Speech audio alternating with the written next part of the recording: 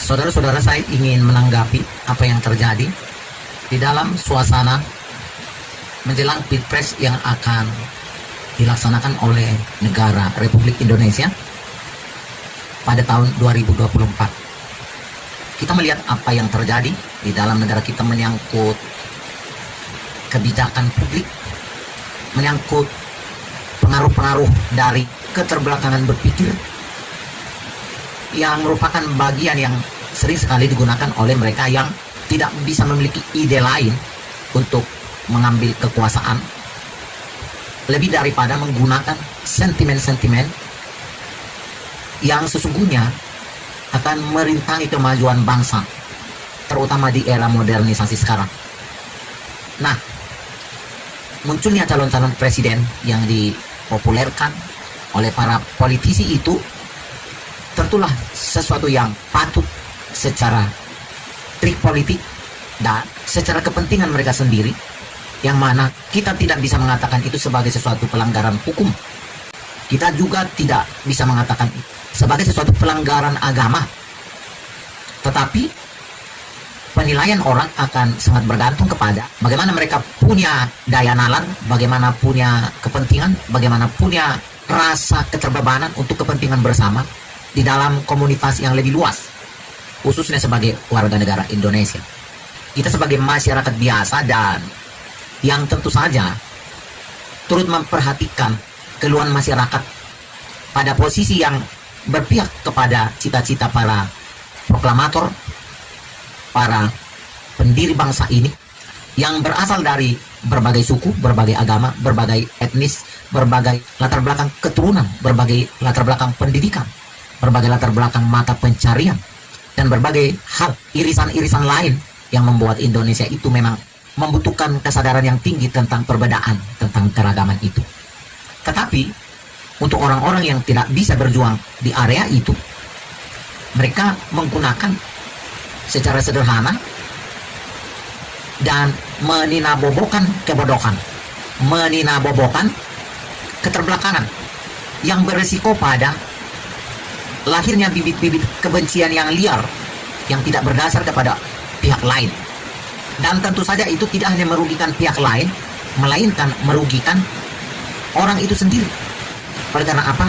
Oleh karena berkonsekuensi kepada sifatnya sehari-hari di dalam membangun hubungan, di dalam membangun usaha, di dalam membangun kesejahteraan, di dalam berinteraksi kepada orang lain. Nah, ternyata kita harus sangat terkejut dengan adanya orang yang sebelumnya kita perkirakan dia sangat nasionalis, sangat berpikir restoratif, sangat berpikir berkebangsaan, dan sangat berpikir memahami keragaman dan kebinekaan. Tetapi ternyata porsi daripada ambisi politik dengan idealisme dari apa yang telah didengung-dengungkan sebegitu lamanya sangat bertolak belakang dan saling berhadapan seperti kepribadian ganda yang di dalam dirinya sedang berperang habis-habisan. Nah, disitulah saya sering berpikir dan menghasilkan pertanyaan-pertanyaan. Apakah bangsa ini bisa maju? Apakah bangsa ini bisa secara keseluruhan meningkat di dalam hal saling membangun, meningkat di dalam hal saling mengoreksi, dan meninggalkan sisa-sisa buruk dari masa lalu itu? Ternyata ada orang tidak peduli dengan kepentingan bersama itu ketika dia akan mendapat lebih sedikit untung dibandingkan dengan potensi orang lain, dibandingkan dengan kemampuan pihak lain. Nah, seperti itu rupanya yang terjadi di dalam partai-partai itu, tokoh-tokoh partai itu. Sehingga masyarakat selalu berpikir sederhana bahwa idealisme dari suatu partai itu tidaklah betul ada. Yang ada adalah kepentingan. Sehingga hal ini menghasilkan pertumbuhan cara berpikir di masyarakat. Ya tentu dia harus memiliki daya jual terhadap hak pilihnya. Tentu dia harus berpikir mengenai daya jual dari haknya sebagai warga negara secara sederhana, secara praktis, dan secara cepat. Dan itulah yang mempengaruhi masyarakat Indonesia harus selalu berpihak di dalam praktek politiknya kepada oknum-oknum yang memiliki uang atau oknum-oknum yang memiliki kemampuan melakukan gerakan pembodohan. Itulah yang sering terjadi dari apa yang kita lihat di berbagai partai. Ada partai partai-partai yang mengaku sangat nasionalis, sangat berkebangsaan, sangat memahami perbedaan, sangat menghargai agama orang lain, sangat menghargai suku orang lain, sangat menghargai masakan orang lain, sangat menghargai kepentingan orang lain. Tetapi faktanya yang kita lihat adalah bagaimana godaan-godaan untuk mencapai sesuatu keuntungan itu akan mengorbankan sifat mulia yang dia mengerti, dia pernah pelajari, dia pernah pikirkan sebagai opsi yang tadinya merupakan opsi idealismenya. Ternyata itu terjual kepada sifat buruk, sifat gelap, sifat kolot, sifat keterbelakangan. Oleh karena itu tadi, kepentingan soal untung rugi di dalam hal kekuasaan, politik, popularitas, dan sebagainya itu. Nah, disinilah menurut saya bangsa ini secara personal, pribadi lepas pribadi dari warga negara itu menjadi sulit berkembang di dalam cara berpikirnya, menjadi sulit berkembang di dalam membangun hubungan, sehingga sama-sama di dalam sebuah komunitas yang berbeda itu ada satu kenikmatan yang disebut mengasihi sesama manusia itu, seperti mengasihi diri sendiri. Dan itu banyak sekali tidak dimiliki, tidak lagi dimiliki orang. Oleh karena dia itu tadi, karena untuk mencapai kepuasan-kepuasan dan nafsu yang sifatnya sebenarnya tidak bisa dinikmati pada cara hidup yang mulia, tidak bisa dinikmati pada standar yang dia sendiri punya prinsip. Sama seperti anak kecil yang sekalipun diajarkan misalnya bahwa makan es secara terus menerus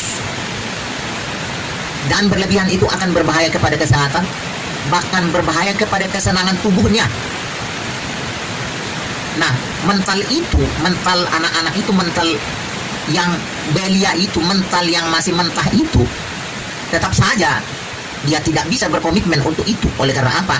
Oleh karena keinginan dari tubuh, dari selera kekiniannya, memang lebih mudah tertarik kepada godaan dari rasa dingin itu dan rasa manis, yang sekalipun manisnya itu dihasilkan oleh gula palsu. Nah, seperti itulah yang kita lihat terjadi di dalam cara berpikir tokoh-tokoh bangsa Indonesia. Bahkan ini melebar sampai kepada tokoh-tokoh yang bukan tokoh politik. Ini melebar kepada dunia agama, melebar kepada dunia profesi, melebar kepada dunia usaha, dan berbagai apa yang disebut profesionalisme palsu. Saudara-saudara, melalui deskripsi ini sebenarnya kita ingin mengajukan kepada semua sahabat-sahabat yang sependapat dengan saya, yang memiliki komitmen kepada kebangsaan, persaudaraan, dan kemanusiaan, yang tidak bisa dipatahkan oleh kekuatan keterbelakangan, sukuisme yang sempit, ekstrim agama yang terbelakang, yang tidak bisa melihat dunia ini secara utuh. Kita harus banyak bergerak menyadarkan, bukan dengan paksa, melainkan dengan memberikan contoh di dalam narasi-narasi yang kita bangun, melalui tulisan-tulisan, melalui pergaulan, melalui tindakan yang bisa terpublikasi.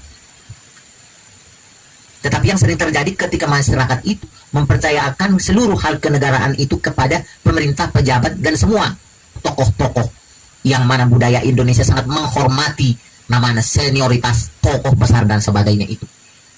Itulah yang membuat Indonesia hancur, luluh, dan dibodohi oleh tokoh-tokoh itu. Sementara negara-negara maju berkekuatan dari kesadaran bahwa semua orang harus berpikir, bahwa semua orang, semua person harus bertanggung jawab kepada negara. Mereka tidak mempercayakan negara itu kepada presiden, kepada pejabat-pejabat, kepada tokoh-tokoh agama, sekalipun mereka tidak mempercayakan nilai moral. Mereka harus berpikir, mereka harus merenung, mereka harus memilih, mereka harus menseleksi, mengobservasi, menganalisa segala sesuatu itu apa adanya, mana yang harus dipilih, mana harus dibela. Ada isi kitab suci berkata, ujilah segala sesuatu dan pegang serta pilihlah yang mana yang baik. Nah, sementara di negara kita banyak pengorbanan-pengorbanan terhadap tujuan utama dari bangsa ini yang berbenturan kepada kepentingan-kepentingan etika terkolot, seperti seolah-olah nilai moral, padahal adalah nilai-nilai kebodohan. Seperti katakanlah di dalam dunia agama, para jemaat itu berkata, biarlah mereka gunakan uang itu semau mereka, dan itu jadi urusan mereka dan dosa mereka. Kita sebagai jemaat cukuplah mengikuti apa kata pemimpin, dan kita berikan uang, tidak perlu kita awasi kemana uang itu berguna. Kita disuruh membangun aset, mau beli mobil, mau membangun usaha dari yayasan agama itu, biarlah mereka menikmatinya. Yang penting kita masih hidup. Kalau mereka ternyata menipu kita, biarlah kita ditipu oleh mereka, dan mereka akan menanggung akibatnya. Sementara sesungguhnya mental jemaah yang seperti ini adalah tidak bertalian dengan mutu kerohanian, melainkan bertalian dengan ketidaksadaran akan kebaikan bersama. Rasanya seperti menghormati, padahal sama-sama mengikuti kemudi yang menjurus kepada jurang. Itulah konsekuensi daripada jika manusia, masing-masing manusia itu tidak memiliki kepedulian kepada kemanusiaan. Konsekuensi daripada jika tidak semua personal itu secara utuh memperjuangkan kepentingan bersama, dan masing-masing untuk kepentingan sendiri, maka yang terjadi adalah harus melemahkan pihak lain untuk dia bisa merebut lebih banyak. Dia harus melukai pihak lain supaya dia kekurangan energi untuk fokus merebut sesuatu, supaya dia yang melukai ini dapat lebih fit untuk mengambil apa yang menjadi keinginannya. Saudara-saudara sebangsa setanah air, opini ini perlu saya sampaikan kepada kita untuk disadari bersama.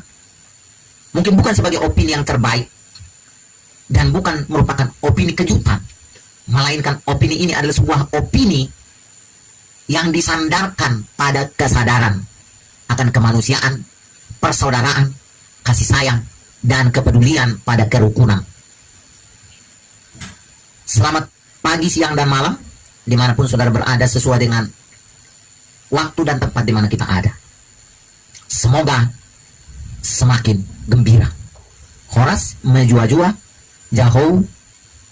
Assalamualaikum, Shalom.